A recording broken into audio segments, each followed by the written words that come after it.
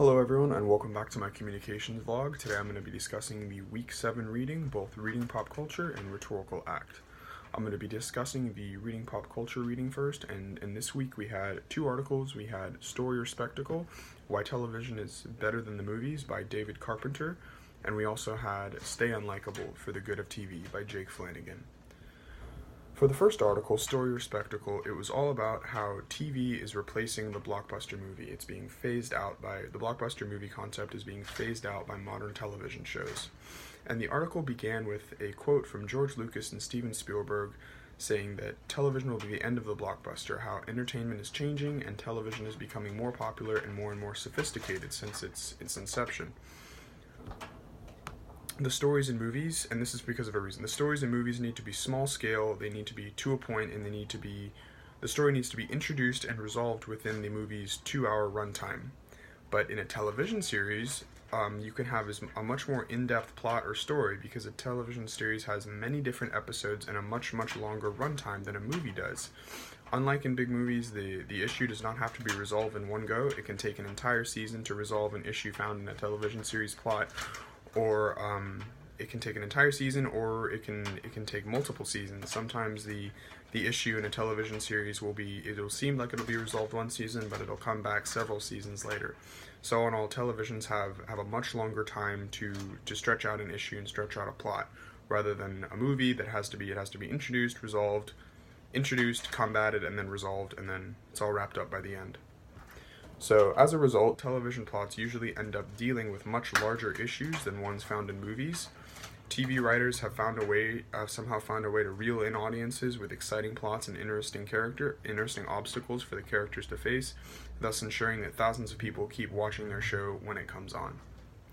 And this article cited HBO's The Sopranos, which began in 1998, as a key player in the popularization of the modern television show, the introduction of the modern television show, which is like usually a serious drama rather than a comedy with complex issues and like a big cast and a complex and serious plot.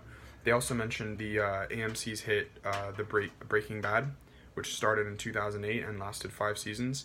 And then it has a really involved plot, and but mainly the main character, Walter White, he's this chemistry teacher who is diagnosed with cancer and turns to making meth to make money for his family before he eventually dies. And over the 5 seasons of the show, it shows his slow descent into insanity, and even after he makes enough money for his family to live happy lives, he keeps making meth because he just becomes addicted to the thrill, and his entire psychology just goes off the rails. It's a great show. The next article, Stay Unlikable for the Good of TV by Jake Flanagan, discussed, in his article, Jake discussed how unlikable characters featured in several different television shows, and how audiences still enjoy these obnoxious characters because they are realistic and in some way manage to make themselves likable.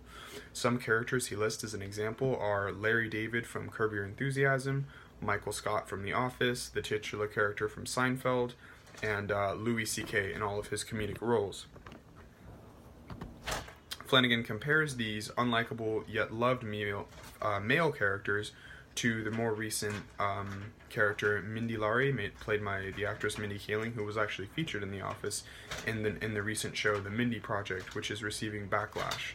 Kaling's character has been perceived as kind of a jerk by audiences, and Flanagan proposes the idea that audiences have trouble accepting a female unlikable character, while we're perfectly fine with accepting male unlikable characters. Likable female characters will be seen as weak, he says, earnest and true, and unlikable female characters will be seen as bitchy, and we must consider why that is, why we have that bias. Next, I'm going to discuss the rhetorical act reading. It was chapter 4. This was covered in 2 parts. I covered chapter 4 last week as well, so I'm just going to go over some points real quick. Again, it touched on the VACES acronym, how you can identify different types of evidence and how they can be used to the most effect. And that was the VACES acronym, so 5 different types. You have visuals, analogies, statistics, experts, and stories. And then those are each different types of evidence with different merits. So first things first, we have visuals, which is visual evidence, and this is photographic evidence that can be used to support your idea and give like real world context to it.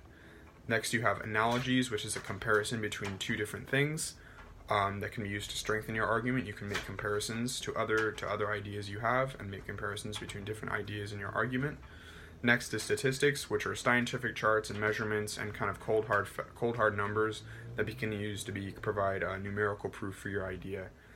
Next was experts, and these are theses that have already been proven as fact, usually put forth by scientists or professionals.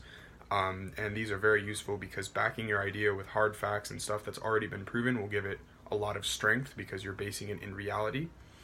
And then lastly was stories. Stories are kind of a finicky and maybe the weakest form of evidence, in my opinion, because they could be a true story or a false story, but they can be used very effectively as examples of how your idea can be put into action, how your idea could fit into the real world. So the last point I wanted to cover in Chapter 4 was how every piece of evidence should be judged by two criteria. The first being what are its logical or observable strengths and limitations, and then what are its psychological powers. So basically you want to take every piece of evidence you have and put it through its paces, see what it does well, what it could be, what it could do better, and then using those criteria that's where you decide to put it in your argument. And then with the psychological powers, you want to measure what kind of effect it's going to have on your audience, and you're going to use that criteria to figure out where it goes in your argument as well.